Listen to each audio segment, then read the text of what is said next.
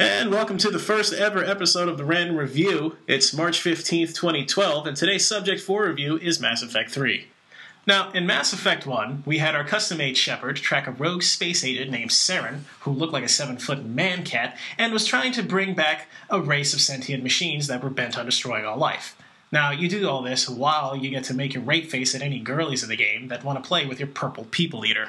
In Mass Effect 2, you die, get resurrected through some bullshit Demolition Man sequence, replay the plot of the Dirty Dozen in space, and go on the most epic single-player endgame a game has ever had against a swarm of evil ticks that shoot lasers out of their asshole. Fast forward to today, and we're on Earth where no one believes that the Reapers exist.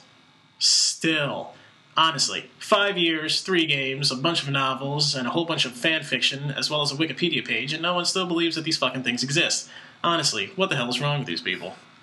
So off Shepard goes to save the day by uniting the races of the galaxy in the biggest counter-offensive against the Reapers that we've ever seen, as well as slapping the shit out of that reporter on the Citadel again for the 3rd time in an ongoing gag of female abuse as a joke. Now, with the gameplay elements having been improved, the weapons are refined, and the action is as smooth as ever. The dialogue is accurate, and overall it's a top-notch title that, despite the bugs that will pop up once in a while, is unlike any you have ever played before. One of those bugs is that you cannot bring your face from Mass Effect 1 into Mass Effect 3, and rather you have to start from scratch all over again. Apparently, the devs decided that instead of putting the time in to go ahead and fix that little problem so we could bring our character in, they decided to go ahead, get out, get drunk, get absolutely destroyed, go to a titty bar, and get lap dances from fat bitches. Honestly, I mean, I like fat chicks as much as the next guy, but do you really have to pay for it? I mean, that's just something you don't do. That's like showing your dick to your best friend. You just don't do it. The story was always a strong point, and there are 3 gameplay types. One for morons, which I like to call action. Another one is for the typical role players, which is still called role-playing. And one more that is called specifically story, which is essentially for anybody who sucks at video games. I guess that's kind of like finding a way to pussy out in Mass Effect 3. Whatever. Moving on, we find out that there are a few deaths in the game that are just inevitable, like Legion. Oh yeah, sorry, spoilers. But yeah, either way, the characters develop rather nicely here. I mean, Tali is strong and as adorable as ever. Miranda still has that ass and isn't quite the cunt popsicle she was in Mass Effect 2, which is really a kudos to BioWare for having developed her character so much and actually making her a human being that I give a fuck about what happens to her in the first place. And then we also have Garrus's amazing character development where he's not doing his fucking calibrations anymore.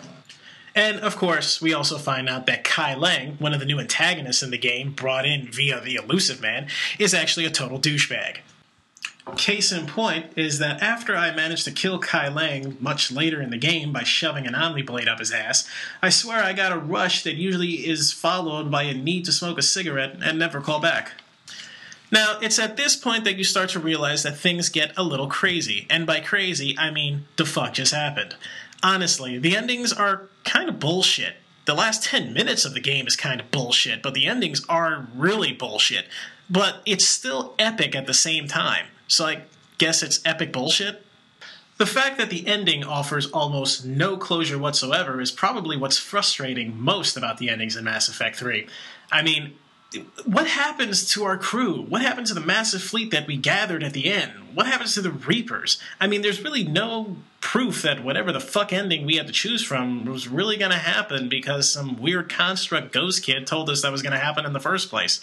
It's just a really shitty way to end things for a franchise that's meant so much to so many over the years. Oh well, I guess it could be worse. I guess he could be in a relationship with a goldfish that doesn't love me anymore. Well, in that spirit, I'm still kind of confused as to what happened, and the speculation is killing me right now. But I assume that that'll be resolved all in due time. And to that extent, the game is really excellent up until that point, and there's really nothing to complain about. Not very often a video game could go ahead and say that. I mean, considering that there's a strong possibility that the ending was complete bullshit dream sequence anyway, I'm willing to take a little faith here. Either way, you have hours of gameplay, high enjoyability, and you know what? I'm going to go ahead and enjoy that one more time because I've got some corn ass to tap, and that's just all there is to it. It's got high replayability value too, so go ahead and look into that if you want something that you'll actually keep around for a while and not trade in the minute you get bored of like every other game. Well, I guess that's it for me. I'm going to call it a week. I want you guys to go ahead and watch out for my next episode where I'm going to be reviewing the movie 13 Assassins, which is available for stream on Netflix right now. And in a nutshell is basically one of those 13 assassins try to kill a really bad person, or as I like to call it, Japanese Jeffrey Dahmer. So go ahead and keep an eye out for that when it comes out sometime during the week. I'll try to get that video to you as soon as possible. Either way, I hope you went ahead and enjoyed this review and got some enlightenment as to what the hell you're going to be running into. And I will be talking to you again soon. Until then, I'm here, you're there, and I'm out.